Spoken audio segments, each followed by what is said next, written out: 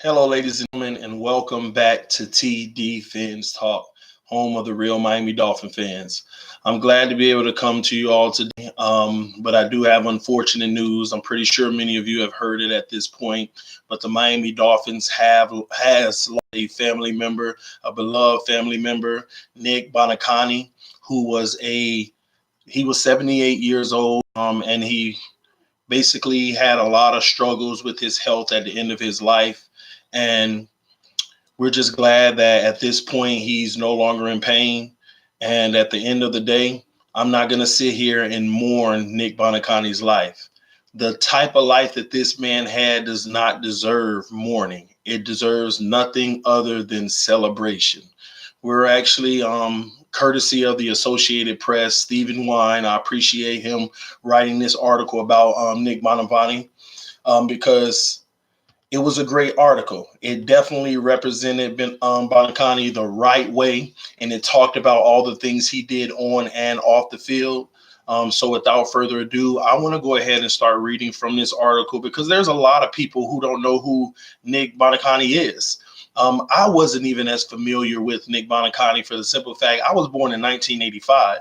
Um, he had he did 78 years on this earth, and he gave his life to multiple causes bigger than himself, better than himself. And that's just, you have to celebrate those type of things. So without further ado, I want to go ahead and start reading portions of this article and talking about it, because this is the type of life that deserves to be celebrated, not just mourned and forgotten about.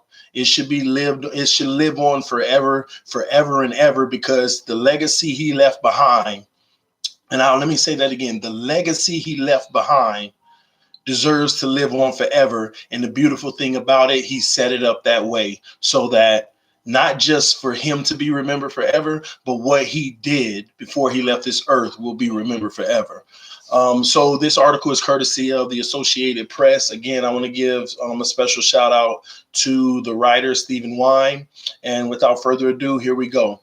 Pro Football Hall of Fame middle linebacker Nick Buoniconti, an undersized overachiever who helped lead the Miami Dolphins to the NFL's only perfect season and became a leader in the efforts to cure paralysis, has died at the age of 78. Got me a little, man. Buoniconti died Tuesday in Bridgehampton, New York, said Bruce Bobbins, a family spokesperson.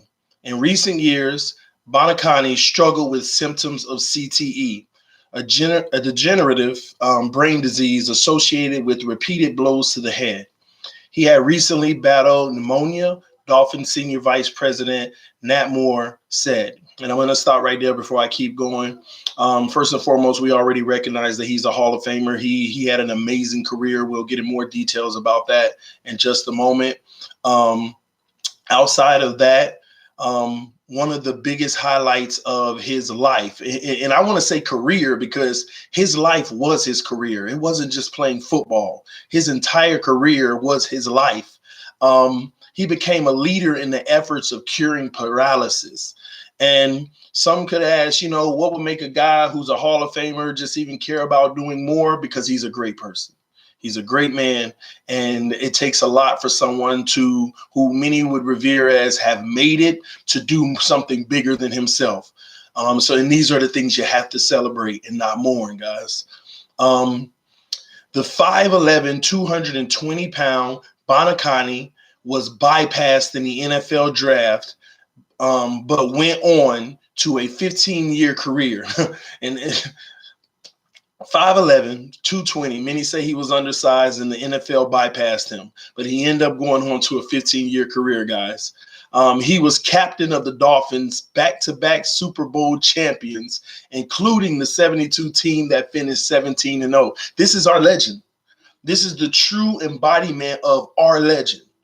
The real faces of the franchise. The real faces of the franchise. The past faces of the franchise that obviously are in the Ring of Honor, obviously have pictures all up in the stadium and in the organization's offices and everything. This is a true representative of the Miami Dolphins. It doesn't get any better than this. When you say the Miami Dolphins and you associate that with Nick Buoniconti, you're spot on. All right. It's one that the Dolphins can hold their head up and be proud about the career that he had for our organization and what he has done even outside of football, guys. Following retirement, Buoniconti and his son Mark worked to raise more than $500 million for paralysis research. Let me repeat that, guys. After his retirement, him and his son Mark worked to raise more than $500 million for paralysis research, not for himself, but for paralysis research. The younger Buoniconti, and let me go ahead and give you the preface to that. He was passionate about paralysis because it affected his life. His younger son, Buoniconti, was paralyzed from the shoulder down, making a tackle for the Citadel in 1985. And it's so unfortunate. He was paralyzed playing the game that Buoniconti loved. And I can't begin to think of the type of things that would even go into Buoniconti's head if something like that happens. And I can only imagine if something like that happened to one of my sons. It could be devastating. But did he make it devastating? No. But at the same token, you have to wonder, is it a case of all my son was trying to do is look up to me and be like dad playing football, and it caused him to be paralyzed? And this led him to devote the rest of his life fighting for his son with paralysis, trying to find research and cures and things to help paralysis and cure it, man. And this is a beautiful story. And again, you have to celebrate this, because it's not just, if you're raising more than $500 million for paralysis, it's not just for your son. You're doing that for everyone around the world who's struggling with the same things. And like I said before, this is beautiful. And this is why I don't mourn someone's life whenever it deserves to be celebrated. It deserves to be celebrated. Man, Mark Buoniconti said his father was his best hero. Absolutely. He could have been sitting on the beach sipping champagne for the rest of his life, the younger Buoniconti said in 2017. But what did he do? He went around and gave the rest of his life to help his son. And that is so true. Many of you asked me in the chat section, why doesn't the other quarterbacks come back and help the younger quarterbacks and be a coach and this and that? And I give you the answer all the time. Because they're Hall of Famers, they're all-time greats. They don't have time for that. They are above that. Helping the younger guys and stuff like that, they're beneath. But this is what you want them to be doing. Helping society, helping the world, helping in an area of that this world struggles with, that we're looking for the help that's necessary to help people out. This is what you look for. So if they don't want to come back and help younger players, this is what you want. This is what you want. And I hope that us celebrating his life reaches other Hall of Fame players that are on the beach just sipping wine to do more. I hope that this inspires a lot of them to do it.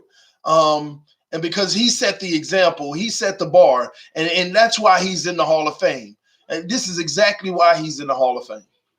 And we all know you earn it with your play, but who better deserving? Come on, man. Come on. We keep going, guys. Following retirement, Buoniconti worked as an attorney, a broadcaster, as president of U.S. Tobacco, and as an agent to such athletes as Bucky Dent and Andre Dawson. Man, after playing and being Hall of Fame worthy, attorney, broadcaster, president of a major company, agent to the two major more athletes, but those are two major ones. For 23 seasons, he was co-host of the weekly sports show Inside the NFL on the HBO cable network. I didn't even know that. Wow. This guy kept active and doing and just giving back to every aspect he could, man. He lived a life of honor. Totally agree. He lived a life of honor and nobility. Noble, man. His legacy will live forever through his bronze bust in Canton, Ohio. No, his legacy will not just live forever in Ohio. His legacy is going to live forever in all that he's done for humanity, guys. Buoniconti was chosen for the all-time AFL team in 1970. He had to earn his way in the NFL. NFL wants to pass me up, I'll go to the AFL, and I'll be on the all-time AFL team. And for the NFL Pro Bowl in 1972 and 1973. Man, and you can't say he wasn't a major part in what we were able to do that teams still hate us for even today, man. A native Springville, Massachusetts, Buoniconti played guard on offense and linebacker on defense for Notre Dame. Two sides of the ball, guys. He was small for a pro linebacker, but after being taken in the 13th round by the Boston Patriots of the upstart AFL, he played for them from 1962 to 1968. He made the AFL All-Star game 6 times, guys. Every season, pretty much, he played AFL. He was an All-Star. And had 24 career interceptions for the Patriots. That's the Boston Patriots. We don't want to get that mixed up, okay, for the AFL, including 3 in a single game in 1968, right before he came to the NFL. Buoniconti played for the Dolphins from 1969 to 1974, and in 1976, he was the leader of Miami's famed no-name defense, baby. And in 1973, he set a team record with 162 tackles. He was inducted into the Hall of Fame in 2001. And in 1985, he and Mark Buoniconti helped to found the Miami Project to Cure Paralysis, which has become the world's largest spinal cord injury research center. Mark, the Miami Project team, and I are committed to carry Nick's banner and legacy forward to the goal line. These are the words of Project Chairman Dr. Barth Green, and that's what he said. You can't tell me that his life doesn't deserve to be celebrated. It deserves to be more than celebrated. It deserves to be marveled. It deserves to get the proper recognition that it deserves.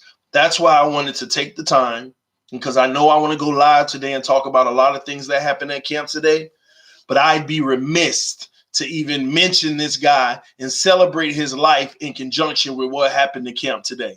I'm not going to mix that up. I can't do that right now. This guy deserves his own platform, and I hope every single one of you as Dolphin fans, not for my benefit, make sure you share this video, because Dolphin fans need to know our history.